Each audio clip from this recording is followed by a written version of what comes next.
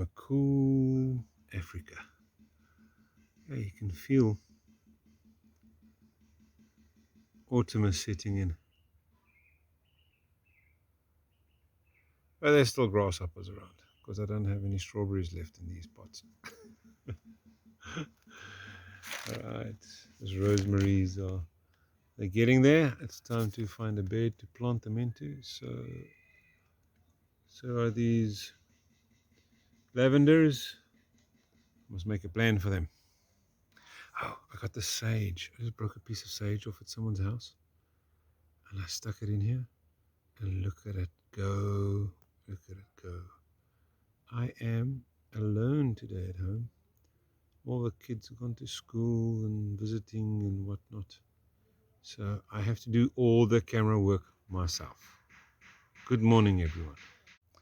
Since Marcus and I did the video the other day of building the bed and planting the tomatoes, I've gone ahead and put in the irrigation, the dripper lines, and I never knew, but the blue line needs to be on top. Not never knew, I've known for the last year that the blue lines should be on top and the drip should come out on top. Otherwise, if you turn it the other way around, the muck goes and sits in these fine little holes and it clogs up the dripper lines. Now, as you can see, there's a couple of these tomatoes that are falling over already. It is cooler weather. We've got a little bit less sun here in Africa as it is fall already. And I am hoping that I've got enough sunlight on this bed. But I'll be putting in stakes. I've put a couple of pea plants, pea seeds in between here. I've got those peas that I showed you guys just now in the containers that are growing. I'm going to pop them in between here. And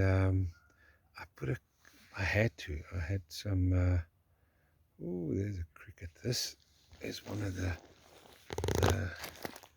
biggest, baddest crickets we have. And they tend to bite the whole plant right off its base. And you walk past, you got a tomato plant, and 2 minutes later you walk past again and your tomato plant's gone. Now if you look in there, there's its hole, which it just jumped out of. So I'm going to need to get rid of the cricket for now. Excuse me for a while. All right, before I was so rudely interrupted. Okay, these tomatoes, I'm going to put trellises up and put twine down and start tying them up and prune them. So I have a lot of time on my hands today, and it is drizzly, coolish weather, and it's fantastic. Oh yeah, the walkways at there's a whole orchard of organic macadamias here. So the landlord was cleaning his macadamias and getting them ready for the market, and then the husk is what I used for my walkways. I put a nice broad walkway right around it because I've only got the one bed today. Well, for now. I am already planning a second bed. I will be putting it in the side. And my wife was like, yeah, I think you should put another bed in. And I was like, it didn't take a lot of convincing. So yeah, I'll be doing that sometime soon. So let me do the trellises and I'll take you guys along on that journey. Right, these are gum tree poles that I use. These ones are obviously a lot shorter and they are various lengths. They were used at our previous location and they were in the ground, and I removed them, and obviously some of the material decayed into the soil and remained as fertilizer. And then those were the cross beams that came over the top of the trellises, and which I would tie the ropes to and run it down to peas or beans or tomatoes. And they are thinner. I've used the thicker, it's gum tree poles and for the uprights, and then the cross ones are thinner. Just because these are stronger, they can withhold more wind, and yeah, I think that's about it. And they last a little bit longer. It's going to take the enzymes a little bit longer to chew through them. I do not use treated timber. This timber is about a year and a half old, and I will be reapplying them so that my trellises won't be as high as I like them. I like to have them up about 2 meters high, and then the plant can go to its full length, and then I can systematically start bringing the plants down, because some of these tomato plants eventually end up like 5 meters long. So yeah, but when we get there, I'll show you how I do that as well. What I initially do to get my spacings right is I put a couple of these thin ones down on the side of these lats. There's 1, 2. I'm going to get a couple out there. There's probably going to go another 3 in. And then I see where I put my fat posts in.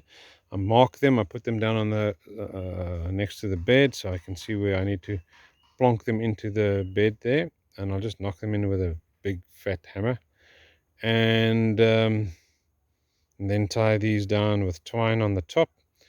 And Bob's your uncle, man. Let me pack out these gum poles, and then I'll show you what I've done. What you need is a proper hammer, a gum pole like this one, nice big one, nice long. It's approximately 2.1 meters long. I normally order 2.4s, but as I have used this before, the tip has eroded and it is now shorter. So I'll be knocking them in about 200 to 300 millimeters. That's about 8 to 10 inches. And then I'll be tying the cross beams up on top of them. Watch me.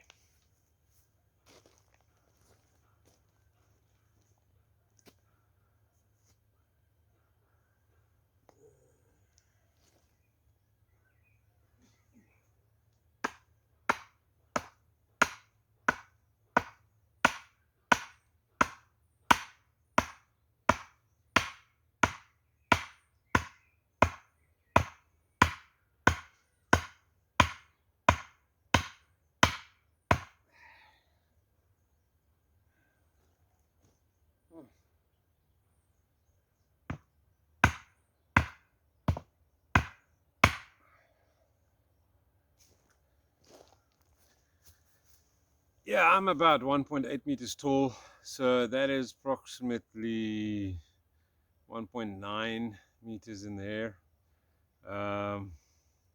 Every 30 centimeters is 1 foot, and there's 100 centimeters in a meter, so that's about 7 foot, just under 7 foot, and I'll be doing the rest of them now. This is the point in the video where I have to remind you. It's like a disclosure or so of some sort. I've been doing this for many years, and I am known in this district as the Tomato Ninja Trellis Master. So if your trellises don't look like mine on your first try, not as perfect, it's okay. It comes with years of practice. Okay, good. Don't be harsh on yourself now. Just do it, okay? All right, these are the coat hanger hooks that I was talking about. Basically, looks something like that. And then just this coat hanger section obviously hooks over the trellis on top, and then the twine just comes down. Sorry, and hooks over there. You just undo the twine, you bring it down, and you hook it up down there on them tomato plants. Okay, while I'm tying these tomatoes up, I'm looking at them and I realize they really seriously need some pruning. And if we look at that, right over there is our first flowers. So I'm going to just prune this. For those of you who hasn't seen this before, is I normally take no more than 3 branches off at a go, and I leave at least 3 on top. So that's one, this growing point over here, that's one there at the back, this growing point, and then this one I'll leave on. I've only taken 2 off, so I'm going to be taking that one off as well. That's 3, and then I'll be taking this fruit off. Let's just wait for this plant to get a little bit stronger. To put it into perspective for you, there's my hand, that's the length of my hand. So I'm an average built guy, so it's about 2 hand lengths high, about 40 centimeters, no, 30 centimeters high, 12 inches. Okay, and then the tomatoes are very leggy compared to the tomatoes I used to do at my previous place, but it is also autumn, and this is the first time I'm planting tomatoes so early, so but they should be fine, I trust. Let's see, in a week or 4's time we'll see what happens with them. Maybe there's a video in the future that says do not plant tomatoes in the low veld in the winter time in White River. Then you know this conversation we had just now was pointless. You understand? Okay, cool. Job done. I just want to say thank you to you all spending the day with me today, keeping me company while I'm home alone. Here we go. They're up. All the strings are up. All the twine is up. All the tomatoes are pruned and tied up. And I don't tie them too tightly. It's just to keep them upright, that they don't lie down. And as they grow and get bigger, I'll show you how I use this structure to get the tomato to grow to 5 meters in length. And all the fancy little tomatoes that we're going to eat. That's going to be good. And there's the peas coming up as well. I'll be transplanting the other peas that I showed you earlier into this bed as well. God bless. Love you lots. God loves you more. See you guys in the next one.